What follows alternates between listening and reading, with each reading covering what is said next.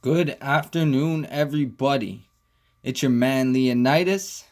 Now I'm here to speak to everybody about installing Homebrew on your Nintendo Switch from firmware 4.0 all the way up to the latest and greatest 5.1.0. Now, anything you do with your Nintendo Switch that is not advised by the manufacturer is at your own discretion, or any other device that you do something that is not recommended by the manufacturer. Now, by following along with this tutorial, this is at your own discretion. Now follow along and take your time, and you should be good. It's not too difficult.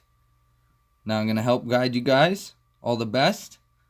As you can see in the background, I do have Homebrew running on my other Nintendo Switch, running 4.1.0 off my projector in the background. I might show you guys that later. And here, as you guys can see on the right, is my Nintendo Switch running 5.0.2. But again, this will work on 5.1.0 also. From 4.0 all the way up to 5.1.0. Here we go. So what you're going to want to do is open up your microSD card. You're going to want to place it into your computer. Make sure it's formatted as, say, FAT32 is the way I usually have it. Now you're going to want to go into the root of your microSD card. Click into it. Don't go into any folders. You're going to want to download before you start following along and doing everything all together. You're going to need these three files right here, basically. Now, that's the Homebrew microSD files, the TegraRcmGui 1.4 portable, that's to actually send the payload, and then the payload file, which you're going to actually send with TegraRcm. Now, you open up the Homebrew microSD card files, or the files needed for your microSD card that are for Homebrew. You're going to copy those, and you're going to put them onto the root of your microSD card. Not into any folders, nothing. Right on the root of your microSD card. Now, for the purposes of how do you install your actual Homebrew apps, within the Switch folder that you've now placed there, you would place your apps. Now, they are usually .nro files. Sometimes they're within folders. I'm going to copy and paste the whole folder because there are necessary files. I'm going to paste my Homebrew app right there in the Switch folder. So that's an app that I'm going to run after. Now, to actually get Homebrew running, you're going to want to go into Tegra, and you're going to want to drag the payload into Tegra. RCM, sorry. Wrong button. There we go. Gonna drag it into there. Gonna replace the file because I already had it in there. Now, you're gonna run the TegraRcmGui X, and then you're gonna click the little folder icon. You're gonna navigate to the payloads.bin file that you have. Now that you got that open, you're gonna take your Nintendo Switch. You're going to take your micro SD card. You're going to eject it properly. I'm going to actually go down in Windows and eject my micro SD card. It has ejected. This way I don't corrupt any files within the process or at any time. Always eject your micro SD card properly. Got my micro SD card. I'm going to take my Switch. Remember, the Switch is running 5.0.2, but this does work on all software from 4.0 all the way up to 5.1.0. Now, on the right side of your Nintendo Switch, the very back, there is a 10th pin. That's for your Joy-Con when it slides in. You're going to want to short that pin out. Now, I short that pin with a little wire like this. Okay? I take this wire. I'm going to try and do my best on camera for you guys. I put it in between the fins there for the cooling, and I slide it in. Now, I'm going to hold the volume up button first. I'm already holding it. And then I'm going to hold the power button. 1, 2, 3. Then I'm going to let go. Now, the payload's set up on the computer here, as you guys can see. Auto eject is enabled on TegraRcmGui. So when I plug my Nintendo Switch in, with all the files on the microSD card and everything, it's setting up the device. I've never plugged this switch into this device. Actually, I know what's going on. I need to install a necessary file.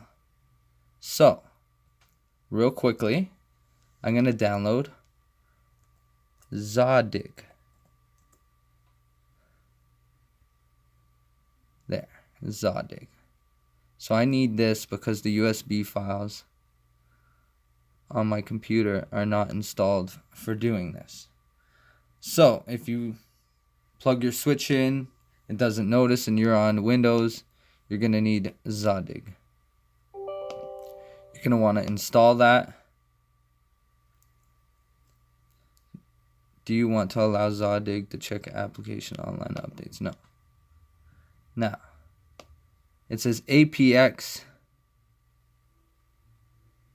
WinUSB. No. LibUSB. So it's going to be on APX at the top here in Zadig. This is to install the USB drivers. If it's not recognized, if you don't already have them on your Windows computer, then you're going to pick LibUSB.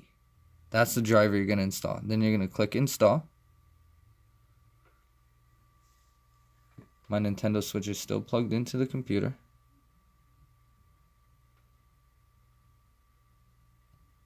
I'm going to install the driver.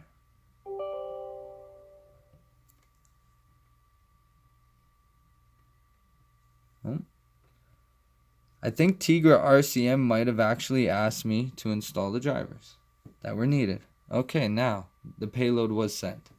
So as you can see, if you need Zadig, then you can use that and install the libUSB. If not, I think TegraRcm may do it for you. Now click finish. Good to go. Yeah, it was TegraRcm will ask you to install the proper files. So I installed the proper files. Now that the payload has been sent automatically, I will go down. Or no, sorry, I won't go down. I'm going to stay at the top. I'm going to click launch firmware. Now one important step, that's why I was going to say go down, is here in tools, you can back up or dump your raw eMMC and dump your eMMC boot. You should do that. Make sure you have enough space on your micro SD card. Make sure there's at least, I'd say, like 36 gigabytes free on your micro SD card. And then you will be good to go. Now, once you do that, back up all those files, you'll feel more secure. Now, when it comes to actually launching Homebrew, you're going to say launch firmware. You're going to go down to CFW here. And it's going to launch. And then you're going to see in just a brief moment,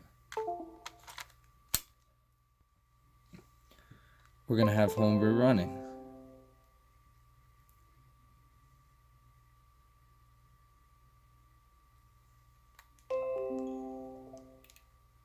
I'm going to go down to albums. And as you can see, Homebrew's there. The Homebrew store. Super Nintendo. Load content. Start directory. Oh, did I not connect? I didn't put any ROMs on yet. But as you can see, Homebrew is working. I do have an emulator. It is good to go. Bang. There's your store and everything. Like, subscribe, share, all that good stuff. Your boy Leonidas. Always here for you guys with the latest updates. The Switch App Store does work. The Switch App Store does work. Peace.